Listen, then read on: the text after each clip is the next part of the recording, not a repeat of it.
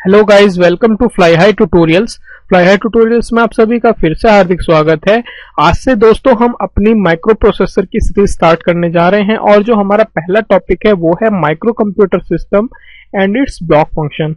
तो चलिए स्टार्ट कर लेते हैं। स्टार्ट करने से पहले जो भी स्टूडेंट हमारे इस लेक्चर को फर्स्ट टाइम देख रहे हैं उनसे मेरी रिक्वेस्ट है कि इससे प्रीवियस हमने कम्युनिकेशन में और आपकी बेसिक इलेक्ट्रिसिटी में, मैथमेटिक्स के ऊपर और एडीसी में काफी सारे लेक्चर्स ऑलरेडी डिस्कस किए हैं जो कि आपके बीएसएनएल टीटी एग्जाम के लिए और फर्दर जो और भी एग्जामिनेशन है इंजीनियरिंग से रिलेटेड उनके लिए इक्वल इंपॉर्टेंट है। तो आप उनको भी एक बार आई बटन पर क्लिक करके भी देख सकते हैं या फिर हमारी प्लेलिस्ट बनी हुई है हर एक टॉपिक के ऊपर, तो प्लेलिस्ट में जाके भी देख सकते हैं। तो चलिए स्टार्ट कर लेते हैं।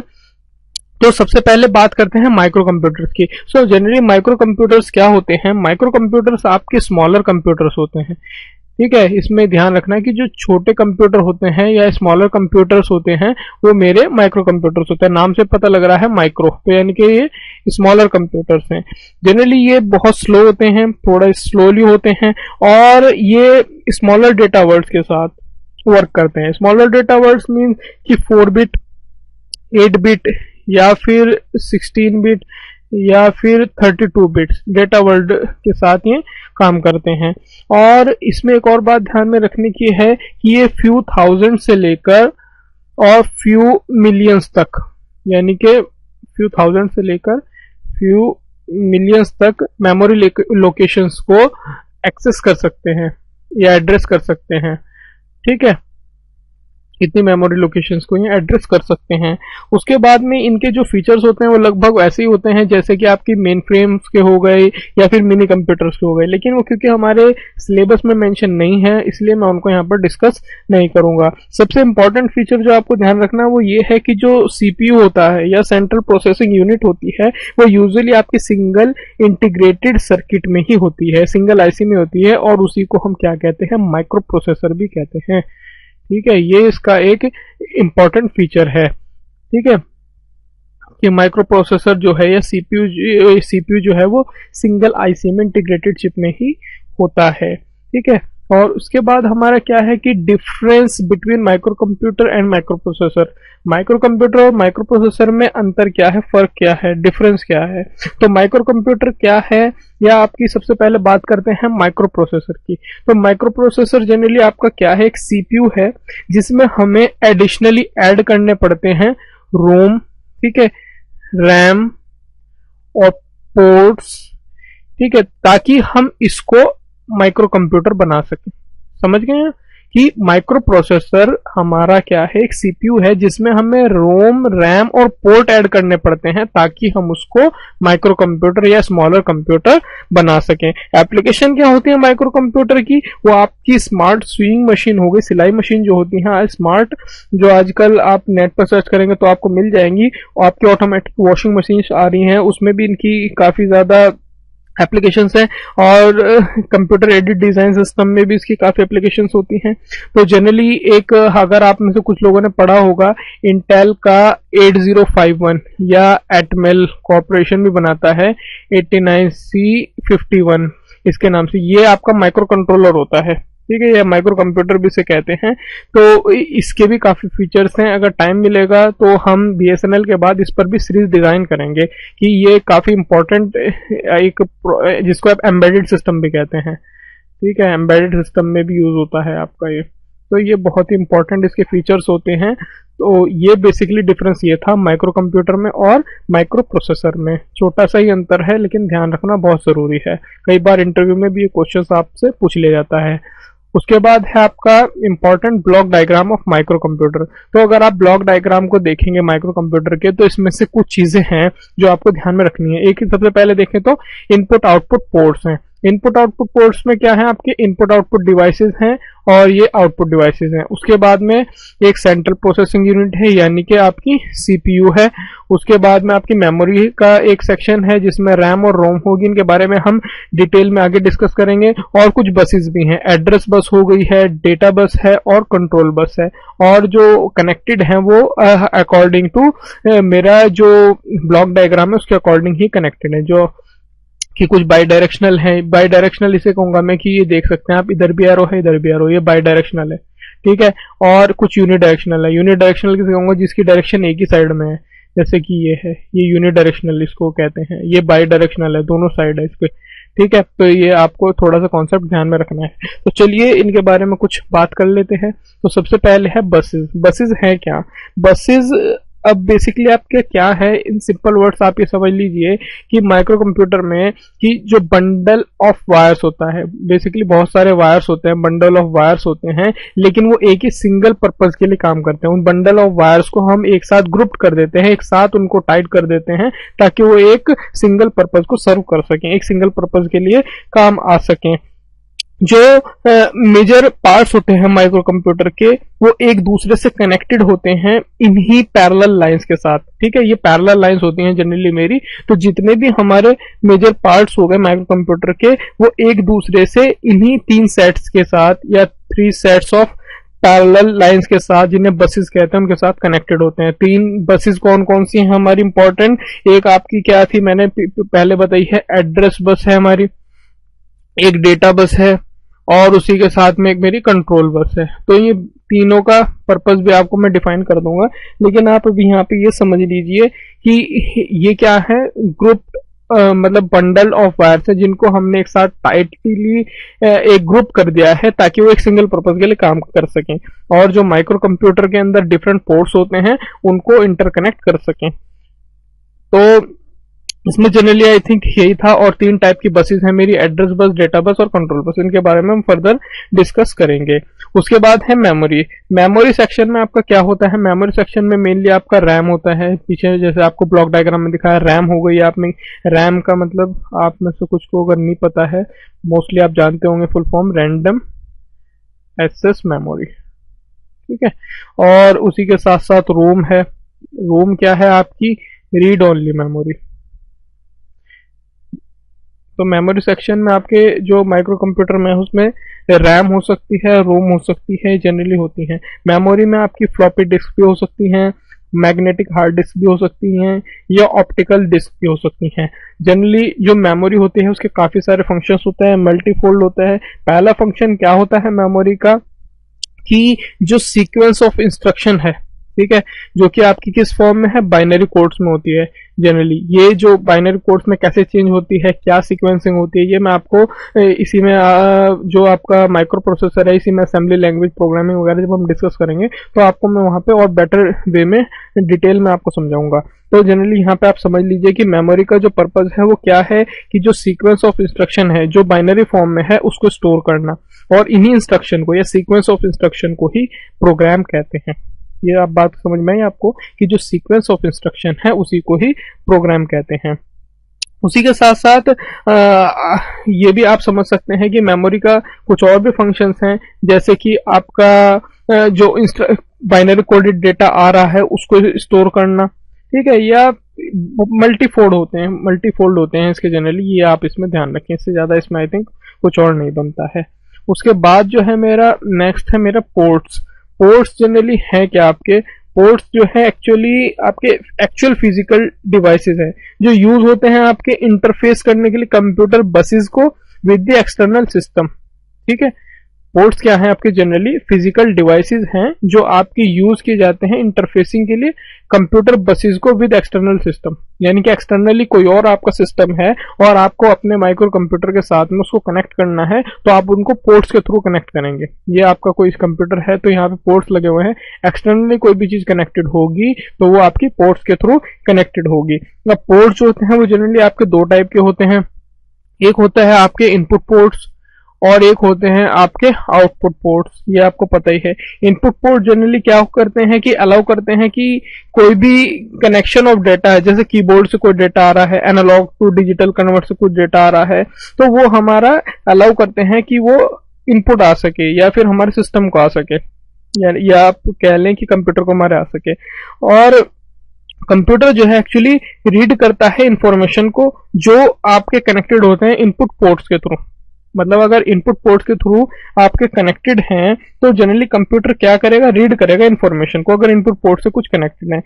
और इसी के साथ साथ आउटपुट पोर्ट जनरली यूज किस लिए होता है कि अगर मुझे अपने कंप्यूटर से डेटा को आउटसाइड दी वर्ल्ड, मतलब आउटसाइड कंप्यूटर से अगर मुझे ट्रांसफर करना होता है तो आउटपुट पोर्ट का मैं यूज करता हूं। जैसे कि आप समझ सकते हैं प्रिंटर में इससे कनेक्ट कर सकता हूं, और इसमें प्रिंटर के साथ साथ कोई वीडियो टर्मिनल, D2A कन्वर्टर आपका कनेक्ट कर सकता हूँ। ये सारे के सारे आपके आउटपुट पोर्ट से मैं कनेक्ट करूंगा। और इनपुट पोर्ट में मैंने बता ही दिया है कि जनरली आपका कीबोर्ड वगैरह और A to D कन्वर्टर ये सब कनेक्टेड कर सकता हूं मैं। तो सिंपली आप ये ध्यान रख लें कि जो सिंपल टाइप है किसी भी इनपुट आउटपुट पोर्ट का, वो एक आपका set of parallel D flip flops हैं। वो क्या है आपके D flip flops, parallelly D flip flops हैं। उन्हीं को ही मैं क्या कहता हूँ, अपना इनपुट आउटपुट पोर्ट्स हैं। और इन फ्लिप फ्लॉप्स के बारे में जब हम अपना डिजिटल इलेक्ट्रॉनिक्स वाला पोर्शन स्टार्ट करेंगे तब आपको ये मैं समझाने की कोशिश करूंगा। तो जनरली आपका पोर्ट के बारे में समझ में आ ही गया होगा कि पोर्ट्स होते क्या हैं, क्या कुछ इनका वर्क है। तो इसमें जनरली इससे ज्यादा कुछ नहीं आता है। अब मेरा आ गया है कि इनपुट आउटपुट सेक्शन में क्या हो गया, आपके कोई इनपुट डिवाइसेस हो गए और आउटपुट डिवाइसेस है, ठीक है। यानी कि कोई भी इनपुट डिवाइसेस हो सकते हैं जो मैंने आपको बताए हैं, और आपका आउटपुट डिवाइसेस भी हो सकते हैं इसमें। और इसी के साथ साथ इनपुट आउटपुट पोर्ट्स भी हो गए हैं आपके, ठीक है। तो इसमें जनरली क्या होता क्या है, input output section generally enable करता है आपके कंप्यूटर के कि हम डेटा को या तो सेंड कर सकें या फिर रिसीव कर सकें आउटसाइड द वर्ल्ड। कोई और हमारी चिप कनेक्टेड है अगर इस पोर्ट से, ये आपको इसमें भी बताया मैंने, तो उससे हम कुछ डेटा ले सकते हैं या फिर उस साइड में हम ट्रांसफर कर सकते हैं। डिवाइसेस जैसे आपके जनरली हो क्या गए, कीबोर्ड हो गए, वीडियो टर्मिनल्स हो गए, प्रिंटर हो गए, मॉडेम हो गए, वो सारे के सारे आपके पेरिफेरल्स भी कहलाते हैं। और ये सब कनेक्टेड होते हैं आपके इनपुट आउटपुट सेक्शन से, ठीक है। तो जनरली इसमें आपका यही कुछ बनता है। नेक्स्ट देख लेते हैं मेरा क्या है, नेक्स्ट है CPU यानी कि सेंट्रल प्रोसेसिंग यूनिट। अब जो जॉब होती है CPU की, वो जनरली होती है कंट्रोल करना ऑपरेशन को, यानी जो कंप्यूटर के ऑपरेशंस हैं उनको कंट्रोल करना। तभी तो ये एक तरीके से आपका माइंड है किसी भी कंप्यूटर का। तो इसका काम क्या है, कंट्रोल करना ऑपरेशंस ऑफ कंप्यूटर को। तो माइक्रो कंप्यूटर क्या करता है, या माइक्रो कंप्यूटर जनरली किस स्टेप्स में काम करता है, उसके लिए आपको एक सीक्वेंस बता देता हूं मैं कि सबसे पहले जो स्टेप होता है वो होता है फैचिंग का। इसमें आप तीन चीजें याद रख लीजिए, एक हो गया इसमें फैचिंग, और फैचिंग के बाद हो गया आपका डिकोडिंग, और डिकोडिंग के बाद हो गया है आपका एक्शंस। ये तीन स्टेप, यानी कि स्टेप 1 ये, स्टेप 2 ये, और स्टेप 3 ये। तो स्टेप 1 फैचिंग में क्या होता है, फैचिंग में क्या करता है ये कि जो भी आपके इंस्ट्रक्शंस होते हैं उनको फैच करता है फ्रॉम मेमोरी। और अगर वो बेसिकली होते क्या है, वो आपके बाइनरी कोडेड फॉर्म में होते हैं। फैच से आपको समझ में आएगा कि इंस्ट्रक्शन को फैच करेगा मेमोरी से, जो कि आपके बाइनरी कोडेड फॉर्म में होंगे। डिकोडिंग में आपका होगा क्या कि ये इनको डिकोड करेगा, इन इंस्ट्रक्शंस को डिकोड करेगा into a series of simple actions, कि कुछ एक्शंस में इनको कन्वर्ट कर देगा। जो आपके बाइनरी कोड्स ऊपर से आ रहे हैं उन सबको, या इंस्ट्रक्शन जो ऊपर से आ रहे हैं उन सबको एक सीरीज ऑफ सिंपल एक्शंस में कन्वर्ट कर देगा। एक्शंस में क्या होगा, नाम से आपको पता लग रहा है कि जो ये एक्शंस परफॉर्म करेगा जिस सीक्वेंस में आपके स्टेप आए हैं, कि सबसे पहले आपको मूव कराना है या जंप कराना है, ये सब इंस्ट्रक्शंस हैं, इनके बारे में भी हम डिटेल में पढ़ेंगे। तो जिस सीक्वेंस में आए हैं उस सीक्वेंस में ये एक्शंस परफॉर्म करेगा, ठीक है। जनरली इसके आपके तीन आप वर्क कह सकते हैं, आपकी किस ऑपरेशंस किस तरीके से होगा सीपीयू का, तो उसमें आप ध्यान रखें। पहला फैचिंग है, फिर डिकोडिंग है, और उसके बाद एक्शंस है, और इनके बारे में मैंने आपको बता ही दिया है। उसके बाद आपका क्या है, एड्रेस काउंटर और इंस्ट्रक्शन पॉइंटर रजिस्टर। तो रजिस्टर के बारे में सबसे पहले बात कर लेते हैं कि जो आपका रजिस्टर है, रजिस्टर जनरली होता क्या है। रजिस्टर क्या है, group of D flip flops है, ठीक है। Group of D flip flops है। फ्लिप फ्लॉप्स के बारे में हम डिजिटल इलेक्ट्रॉनिक्स में डिटेल में पढ़ेंगे। Groups of D flip flops हैं जिनको हमने एक साथ ग्रुप कर दिया है ताकि वो मेरे सिंगल पर्पज के काम आ सकें। समझ गए हैं कि ग्रुप बना दिए हैं। बहुत सारे डी फ्लिप फ्लॉप्स हैं, मोस्टली 8 भी हो सकते हैं, 7 भी हो सकते हैं। तो 8 अगर आपके फ्लिप फ्लॉप्स हैं तो उनको मैंने एक साथ ग्रुप कर दिया ताकि वो मेरे सिंगल पर्पज के काम आ सकें। जैसे कि आप ये कह लें कि ये 8 बिट फ्लिप फ्लॉप होगा, 8 फ्लिप फ्लॉप्स हैं, 1 2 3 4 5 6 7 8, ठीक है। तो इसमें क्या है, जनरली ये स्टोर करेंगे आपकी, ये 8 बिट स्टोर कर सकते हैं क्योंकि 8 बिट है, तो किसी में 1 बिट है, ये हर एक में 1 बिट स्टोर कर सकते हैं। 0 1 1 0 1 0 0 1 कुछ भी स्टोर कर सकते हैं, 0 या 1 बाइनरी कोडेड फॉर्म में। ये आपको जनरली इसमें ध्यान में रखना है। तो रजिस्टर में आपके जनरली होता क्या है, जनरली क्या क्या हो सकता है, डेटा भी हो सकता है रजिस्टर के अंदर आपका, उसी के साथ साथ एड्रेस भी हो सकते हैं आपके, उसी के साथ साथ इंस्ट्रक्शंस भी हो सकते हैं आपके, और आपके डेटा फ्लैग्स भी हो सकते हैं।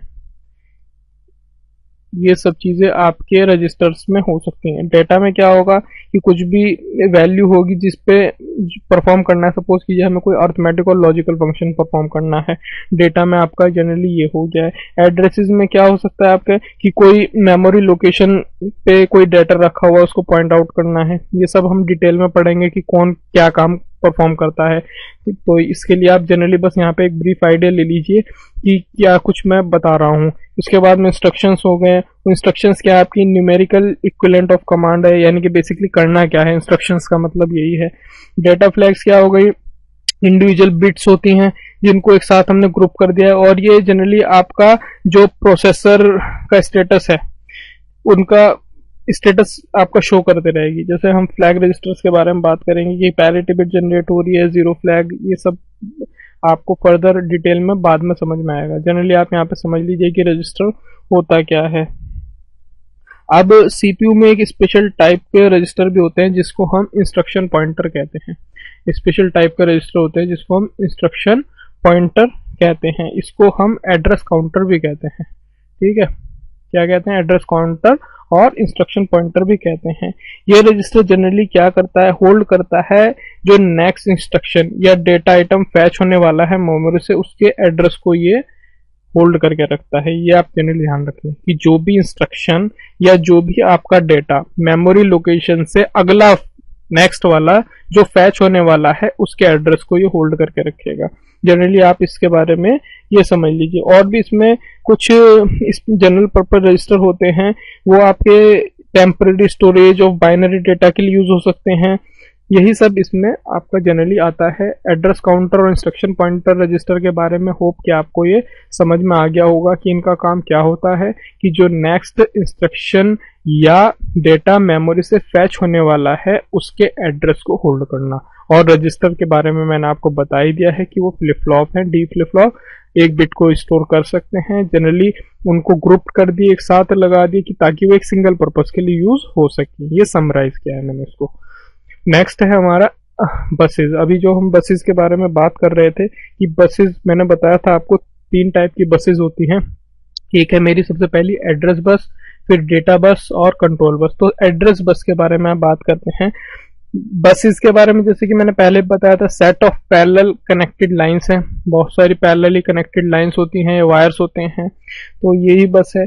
इस पे जनरली होता क्या है एड्रेस बस के मामले में कि कोई भी ऐसी बस जिसपे सीपीयू जो है वो मेमोरी लोकेशंस के एड्रेस को सेंड करता है। एड्रेस से क्या पता लग रहा है आपको कि एड्रेस सेंड करेगा, तो किसके एड्रेस होंगे वो जनरली मेमोरी लोकेशंस के। तो ऐसी बसेस जिनके ऊपर सीपीयू जो है आपके मेमोरी लोकेशंस के एड्रेस को सेंड करता है उनको हम एड्रेस बस कहते हैं।